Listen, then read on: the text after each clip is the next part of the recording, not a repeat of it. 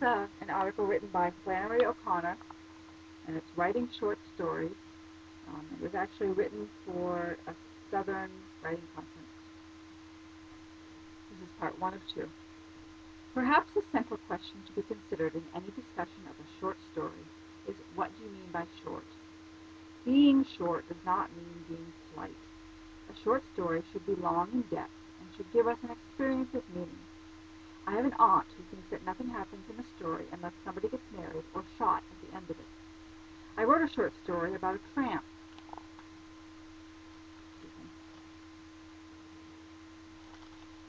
who marries an old woman's idiot daughter in order to acquire the old woman's automobile. After the marriage, he takes the daughter off on a wedding trip in the automobile and abandons her in an eating place and drives on by himself. Now that is a complete story. There is nothing more relating to the mystery of that man's personality that could be shown through that particular dramatization. But I've never been able to convince my aunt that it's a complete story. She wants to know what happened to the idiot daughter after that. Not long ago, that story was adapted for a television play, and the adapter, knowing his business, had the tramp have a change of heart and go back and pick up the idiot daughter, and the two of them ride away, grinning madly. My aunt believes that the story is complete at last, but I have other sentiments about it, which are not suitable for public utterance. When you write a story, you only have to write one story, but there will always be people who will refuse to read the story you've written. And this naturally brings up the awful question of what kind of reader you are writing for when you write fiction. Perhaps we each think we have a personal solution for this problem. For my own part, I have a very high opinion of the art of fiction and a very low opinion of what is called the average reader. I tell myself that I can't escape him, but this is the personality I am supposed to keep awake. But that at the same time, I am also supposed to provide the intelligent reader with the deeper experience that he looks for in fiction. Now actually, both of these readers are just aspects of the writer's own personality. And in the last analysis, the only reader he can know anything about is himself.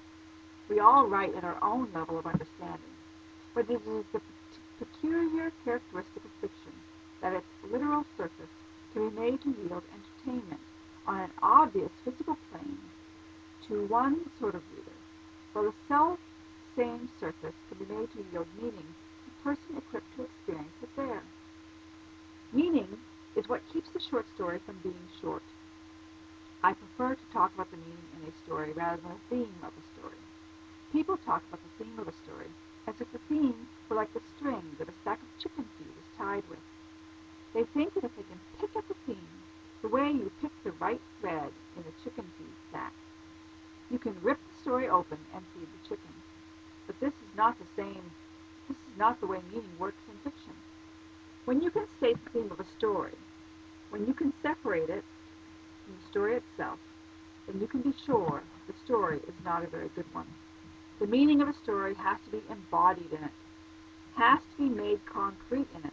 A story is a way to say something that can't be said any other way. And it takes every word in the story to say what the meaning is. You tell a story because a statement would be inadequate. When anybody asks what a story is about, the only proper thing to tell him is to read the story. The meaning of fiction is not abstract meaning, but experience meaning, and the purpose of making statements about the meaning of a story is only to help you to experience that meaning more fully. Fiction is an art that calls for the strictest attention to the real, whether the writer is writing a naturalistic story or a fantasy. I mean that we always begin with what is, or with what has an eminent possibility of truth about it. Even when one writes a fantasy, reality is the proper basis of it. A thing is fantastic because it is so real that it is fantastic. Graham Greene has said that he can't write, "I stood over a bottomless pit," because that couldn't be true. Or, "Running down the stairs, I jumped into a taxi," because that couldn't be true either. But Elizabeth Bowen can write about one of her characters that She snatched at her hair as if she heard something in it, because that is eminently possible. I would even go as far as to say that the person writing a fantasy has to be even more strictly attentive to the concrete detail than someone writing in a naturalistic vein, because the greater the story's strain on the credulity, the more convincing the properties in it have to be. A good example of this is the story called The Metamorphosis by Franz Kafka. This is a story about a man who wakes up one morning to find that he has turned into a cockroach overnight, while not discarding his human nature. The rest of the story concerns his life and feelings and eventual death as an insect with human nature. And this situation is accepted by the reader because the concrete detail of the story is absolutely convincing. The fact is that this story describes the dual nature of man in such a realistic fashion that it's almost unbearable. The truth is not distorted here, but rather a certain distortion is used to get to the truth. If we admit, as we must, that appearance is not the same thing as reality, then we must give the artist liberty to make certain rearrangements of nature. If these will lead to greater depths of vision, the artist himself always has to remember that when he is rearranging, that what he is rearranging is nature, and that he has to know it and be able to describe it accurately in order to have the authority to rearrange it at all. The peculiar problem of the short story writer is how to make the action he describes reveal as much of the mystery of existence as possible. He has only a short space to do it in and can't do it by statement. He has to do it by showing, not by saying, and by showing the concrete, so that his problem is really how to make the concrete work double time for him.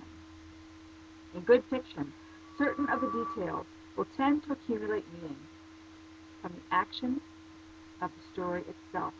And when this happens, they become symbolic in the way they work.